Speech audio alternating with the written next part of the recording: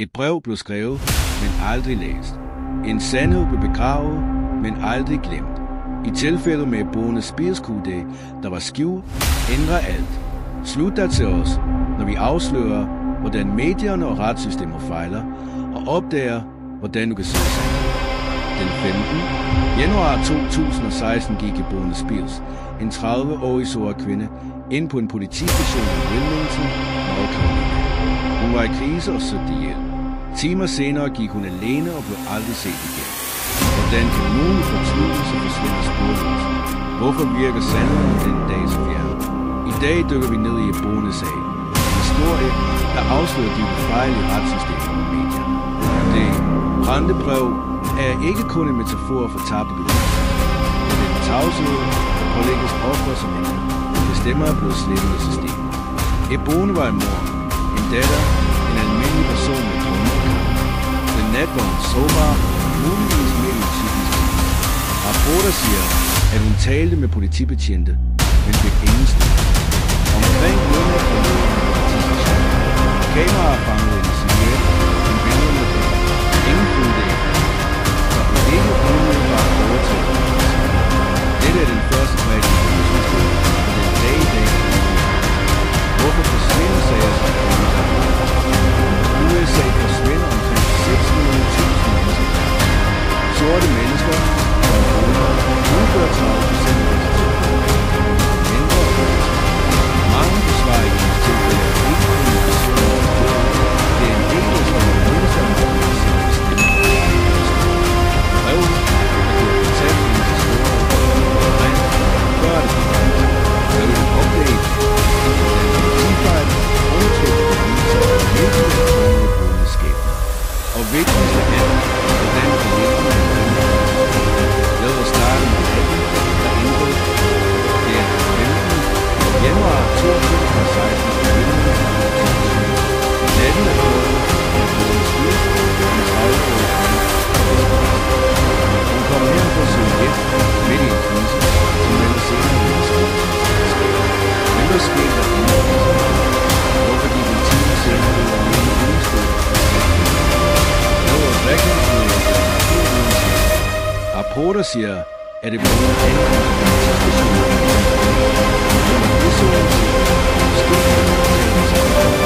Vi talte med patienten, men detaljerne er uklare. Der er ingen klar registrering af medicinsk evaluering, ingen protokol fuldt for nogen i hendes tilstand. I stedet for beskyttelse fik hun frihed, farlig frihed. Omkring midnat gik Ebone ud. Politistationens kameraer fangede hendes silhuet, men optagelserne er ikke entydige. Se på dette kort. Her er politistationen. Et par gader væk ligger en park, en motorvej og boligområder. Ebone kunne være gået i enhver retning, men ingen fulgte efter. Ingen spurgte, om hun havde brug for hjælp. Hvordan kunne en person i krise, så synligt sårbar, blive overladt til sig selv? Det er den første og måske mest alvorlige fiasko den aften. Hvilket rejser spørgsmålet. Hvad kunne have ændret sig? En protokol for psykiske kriser, et opkald til familiemøden, en eskorte til et sikkert sted. En hver af disse handlinger kunne have ændret et boneskab. Men der blev ikke gjort. Og beviserne, der kunne kaste lys over, hvad der skete, små, for at sige det med. Politirapporter er skitser, og kameraoptagelserne, der kunne have vist, hvor hun gik, er aldrig blevet frigivet i sin helhed. Det er, som om hendes historie bliver slettet, stykke for stykke. Denne indledende forsømmelse er ikke kun en individuel gæst. Det er en del af et system, der ofte ignorerer menneskers handlinger, sorte konsekvenser. I USA er sager om besluttede personer, der involverer universiteter, underundersøgninger og underrettelser. Ebone var ikke kun et offer for systemet. Hun var et offer for et system, der ikke fungerer. Og vi følger den historie, og nødt til at spille. Hvem har ansvar? Politibetjentene og modindgået. Systemet, der ikke på måde at tage eller resten af os, der accepterer den bedste. Den næste brik er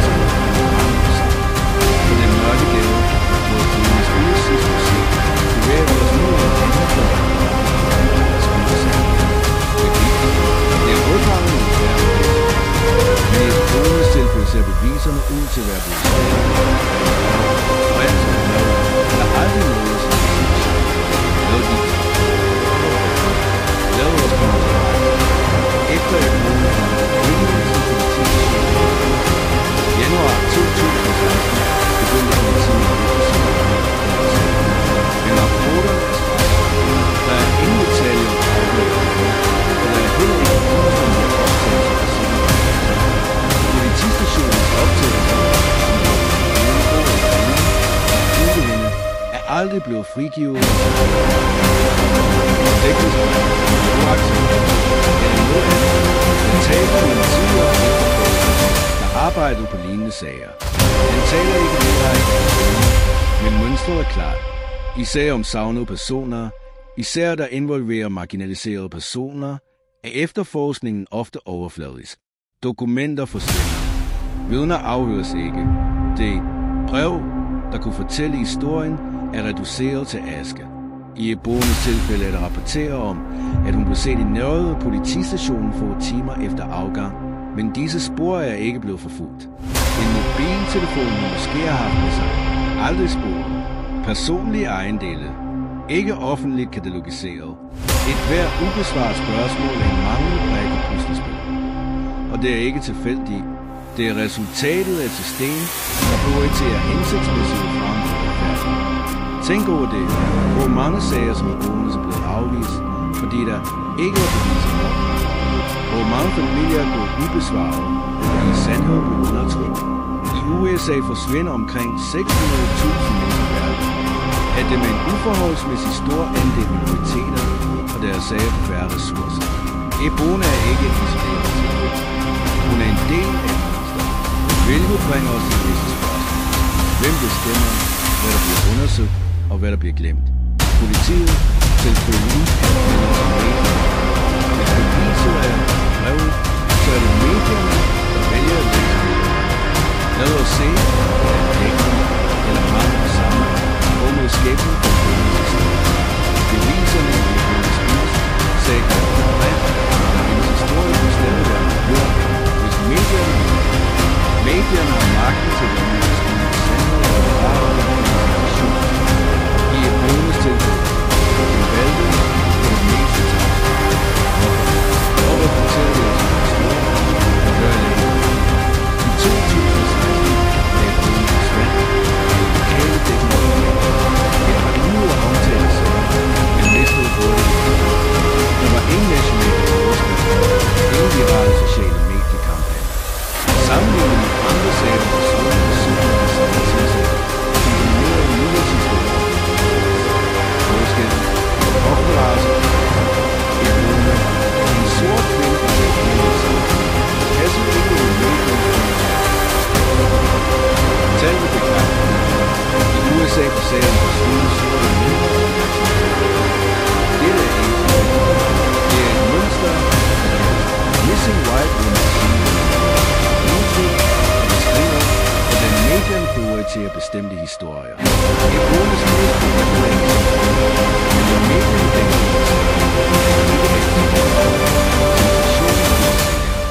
dramatiske overskrifter, fortællinger, der gør ofre til karakterer i en thriller. I Ebones tilfælde fokuserede de få rapporter, der gjorde mere på mysteriet end på personen. Hvem hun var som mor, datter, nogen i krise blev glemt. Medierne tiger ikke bare nogle gange forvringer det. Hvorfor betyder det noget? Fordi mediedækning påvirker undersøgelser. Når en sag får opmærksomhed, føler politiet sig presset til at handle. Uden dækning bliver sager som Ebones hurtigt lagt. Mangel på søgelys betyder færre ressourcer, færre vidner, mindre håb for familier. Brevet, der kunne have været læst offentligheden, blev brændt, før det trak overskrifter. Hvad med sociale medier? Det kan forstærke stemmer, men det kan også sprede misinformation. Indlæg om Ebones jubileret, men mange indeholdt rygter, ikke fakta. Dette bringer os til større spørgsmål. Hvem bestemmer, hvilke historier fortjener at blive fortalt? Og hvordan får mere disse valg af verdensbilleder? Lad os undersøge, hvordan journalistisk etik eller mangel på samme kan ændre alt. For sensationalismens flammer kommer mulighed at fortælle sandheden ansvarligt. Medierne valgte at brænde Ebones historien med tavshed. Men hvad sker der, når journalister omkommer? Hvordan kan det nå at fortælle historien ændre liv? Lad os undersøge ansvaret for dem, der skriver og dem, der læser sandheden. Etisk journalistik bestyrer enkle og kraftige principper, sandfærdighed, upartiskhed og respekt for mennesker. Ebones tilfælde for sandfærdighed. Indledende rapportering og baseret på antagelser, ikke faktisk. Kun på journalister noget ud til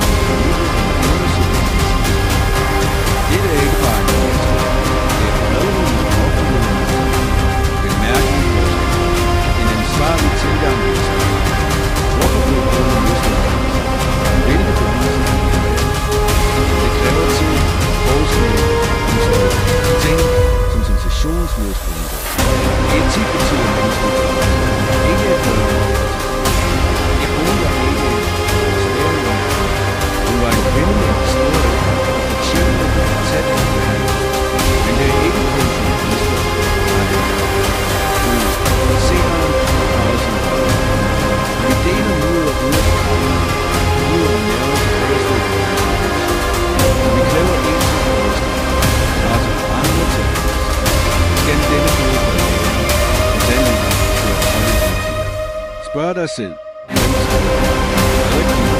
Er dette faktisk sager som medierne ignorerer eller fordrejer, efterlades uden svar, og retfærdigheden efterlades uden pres. Etisk journalistik kunne have holdt hendes sag i live og tvunget politiet til at handle. I stedet vandt stilheden, men det kan ændre sig.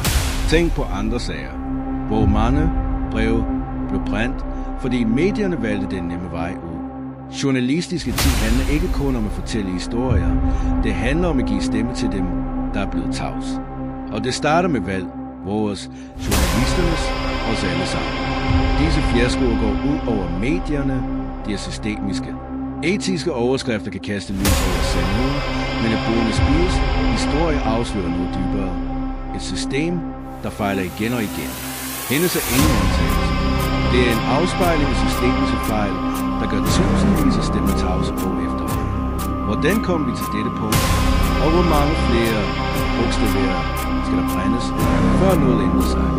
I USA forsvinder omkring 600.000 mennesker hver år, men ressourcerne til at undersøge dem er ikke lige store. Sager, der involverer sorte mennesker, som brune, får mindre politiopmærksomhed, mindre mediedækning og mindre hastende karakter. Dette er ingen tilfældighed. Det er resultatet af et system formet af racemæssige og sociale. Retfærdighed for mange til overveje findes, da hun forlod politistationen i 2016, og systemet allerede sådan. Politiet var ikke parat til at håndtere. Der var ingen klar på men det lå ud over hele landet stod sårbare mennesker, især sorte kvinder, fordi systemet ikke producerer. Disse fejl overlevede marginaliserede samfund og mindre adgang til medierne er store resultatet, familier efterladt usikkerhed om deres kære levende eller døde. Tænk over for hver en bolig er der et familie og bærer smerte. Der er børn, der går til overensning, og der er et samfund, der er accepteret den samfundsmål. Men det er ikke noget. Det er kollektivt tvinget politiet, medierne og samfundet. Disse taler mennesker og med opretholdet usikkerheder, strukturel racisme, mange politikere, modskæringer. Et brune forsvandt ikke blot på grund af individuelle det var et offer for systemet og svigtede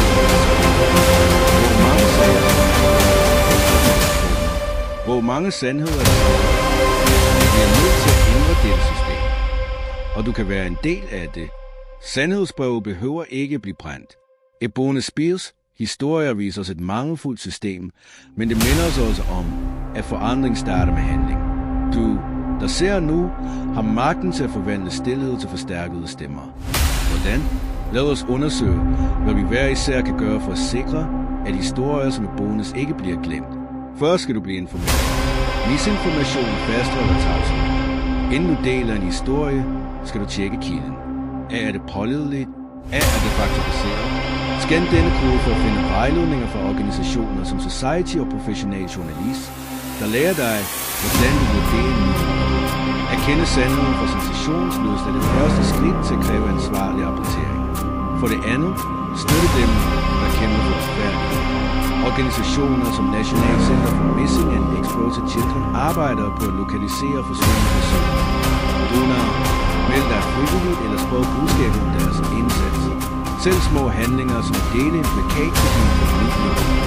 Bone Spies var en mor, en datter og en menneske. Forestil dig virkelig af en hjælpen for familie. For det tredje, kræv gennemsigtighed.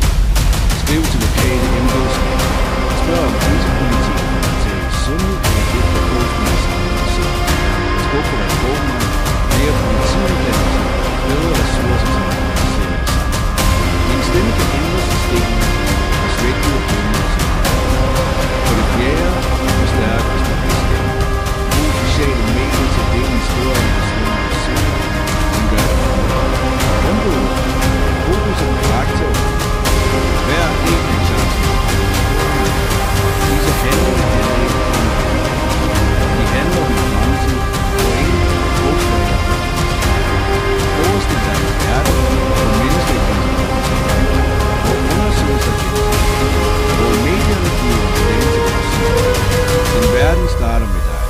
Hvert skridt vi tager i